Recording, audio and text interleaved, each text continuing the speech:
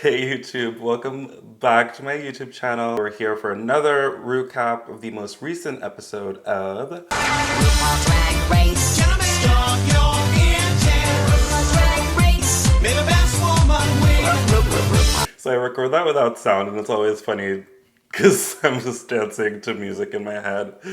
Welcome back, and if you're new here, my name is Prince Jules NYC. I am 27 years old and I am a Shea Coulée super fan.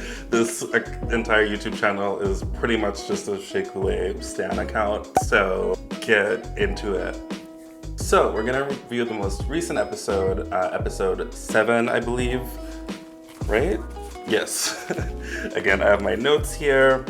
Let's get my trusty glasses so I can see. I actually don't really need glasses, y'all, but I like them. We kick off this episode. We just said goodbye to Alexis, even though Blair should have gone home.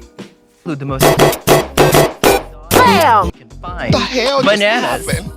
Tragedy, but we all saw it coming, and honestly, I think Alexis and Blair were really the only two that just didn't seem to belong in the top 3. They would have gone home back to back regardless of the order there.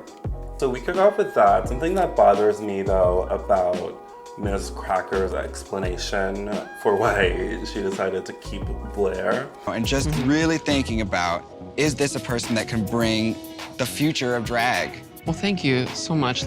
There's this whole thing about the future of drag and like bringing the future of drag, and that's a strange thing to me. I said this on Twitter and I'll say it here. Skinny white twinks are not the future of drag. The future of drag is actually people of color, it is trans people, it is young people, and don't get it twisted when you see skinny white twinks and think that they alone are the future of drag. Like, that just did not sit well with me, and so I wanted to make it known here. We get into this challenge, and so this week is the stand-up comedy, and I find that this is one where you really can go either way.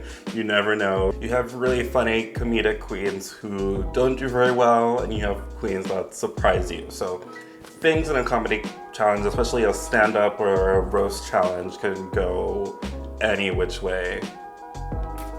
And honestly, sometimes I find that it's just the editing of RuPaul laughing. So have you ever seen those YouTube cuts of RuPaul laughing to non-funny jokes? And I'm pretty sure having one song in the 90s that no one even remembers doesn't qualify you to be a judge on such a big TV show. Good thing she's been sucking RuPaul's dick for so long. So I think there's an editing effect here that's always at play to an extent. So Jujubee kicks off with a bang. I thought it took her a little bit of time to get into the groove of just a rhythm there, but I do think she got there eventually. I think she had some really funny moments, not having any blonde jokes because they were over there and pointing to Miss Cracker, because, you know, Miss Cracker is blonde and a joke. Yep. This one I related to, talking about Michelle. I think of you like I think of my mom, resentfully. I mean, can't we all relate? So overall, I think she did a good job. Did she blow it out of the park? No, but there were some jokes in there that I found entertaining. Blair, on the other hand, who went next. Every Destiny's Child needs his Michelle. Bam! You can find The hell bananas. just happened? It was a riot. I mean, it was so bad that actually it turned out funny to me because of how bad it was. Kind of unfortunate that, but it also expected. I mean, we weren't expecting, like, what are they called? Like thigh slappers? Thigh slappers? Knee slappers? This is where my immigrant comes out. Is it a knee slapper? Like something that's really funny, a knee slapper? I'm gonna Google that and it's gonna be something else. Miss Cracker came out with really good energy, and I agree with the fact that she won. She had a good amount of jokes in there. I'm like Shea Couleé's music, no one listens to me. Even though I have been listening to Collide recently. It's, check it out, it's on Spotify.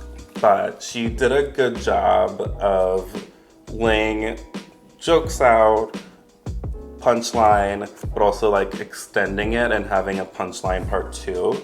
Her rhythm, I thought, was the best, and I, like I said, agree that she won. Shea Coulée, I mean, first of all, the red dress, that was very smart because she's like, even if I bomb this, I'm gonna look the best, so I will not go home on this episode. But I also thought she did a really good job, you know, right from the bat, coming in with some subtle shade, saying how I thought therapy was for white people with money. I was wrong. It is also for Black people with money. And then, you know, continuing that, you know, roses are my trigger. I think when you have a multi-punchline joke is a good way to win challenges like this. However, I don't know that I liked that Ross pushed that storyline on her. I mean, that moment, season 9 was one of the most iconic moments in the entire history of Drag Race.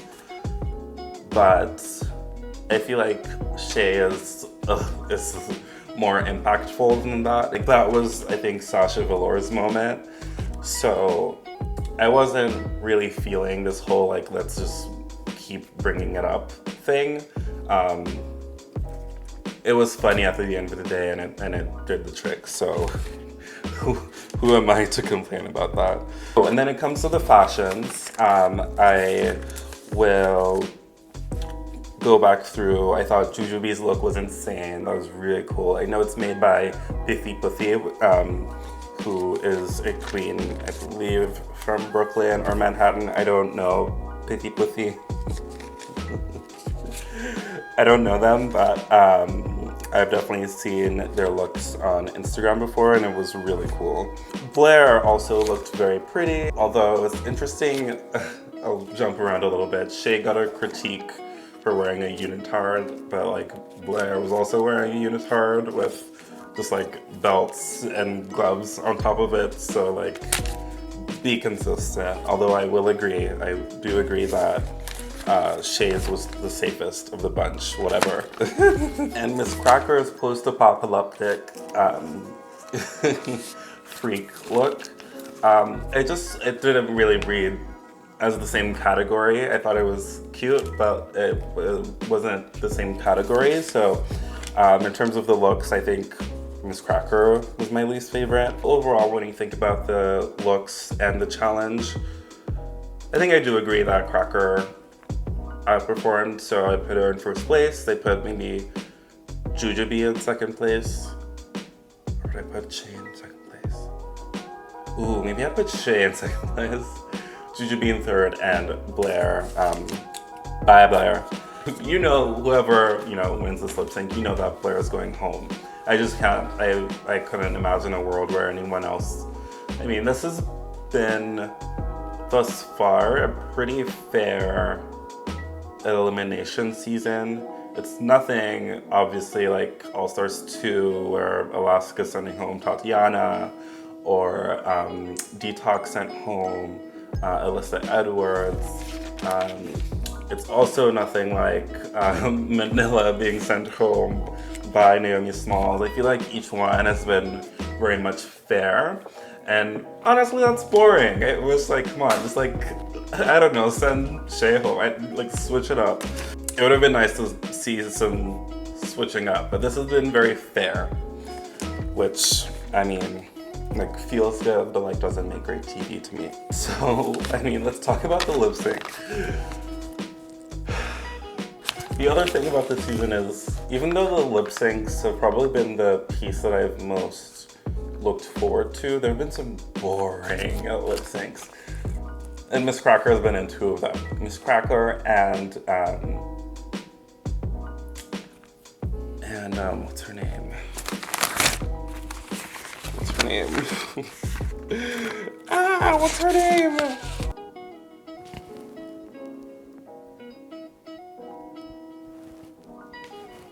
Morgan McMichaels. Morgan McMichaels. Oh my god, Morgan McMichaels. Miss Cracker and Morgan McMichaels I thought was really boring, really vanilla, literally. And this one was pretty boring. It was terrible. I mean, you have Kennedy Davenport. Kennedy, the like kicks and flips and dips and splits. Davenport. That song choice was a choice. It was a wrong choice for everyone involved. I mean, Miss Cracker, I mean, that's the only way Miss Cracker could have won. And so she did, obviously. I found it irritating, Blair just kind of begging to stay. I mean, it was a little sad. Maybe it wasn't, it was sad. Because she went into this whole thing about, you know, All Stars don't necessarily need to win challenges. Like what do they need to do? I wish she owned up to being the worst, and well, I say that, but then I also hate it when queens give up. So I don't hate it that she didn't give up, I guess. This is me having a conversation with myself. It just came off as begging, and I wish the delusional thing works very well with Valentina, but with Blair, it doesn't seem to be working for me as well. It just came across as begging, and I wish it was more rooted in like confidence. So obviously we say bye to Blair. Put on your seatbelts and hold on to your dogs and your kids. I'm making some predictions. You heard it here first. I think top two, Jujubee and Shea. Cracker has proven herself, I think. She did a good job this episode, and she obviously won the prior episode, and I think there was one more. So she's done a good job this season. I just don't see her being in the top two if there is a top two. But I do think it'll be a top two, and I think Shea will win. I think Shea will win. I think it might be close with her and Jujubee, but I ultimately think Shea will win. So Shea, Jujubee, and Cracker is my order for top three. We'll see. I'm really excited. I wonder what will happen in the following episode. Obviously, there was that whole thing with Rue getting the call and like acting all crazy. Who knows what that is? And apparently the eliminated queens are gonna come back. So we'll see what happens with all of that. Maybe they'll have a role in deciding who's in the top two. But anyway, Shea is gonna win. Is next week the last episode? I honestly don't know. Someone tell me. But looking forward to it. Stay tuned for my video coming next week on whatever happens in that episode. And stay tuned. Maybe you'll get one more bonus video unrelated to Drag Race this week. Stay tuned, but you have to subscribe. Make sure to subscribe and hit the like button. I will see you on the next one. Bye. The fracking. Oh no, not that.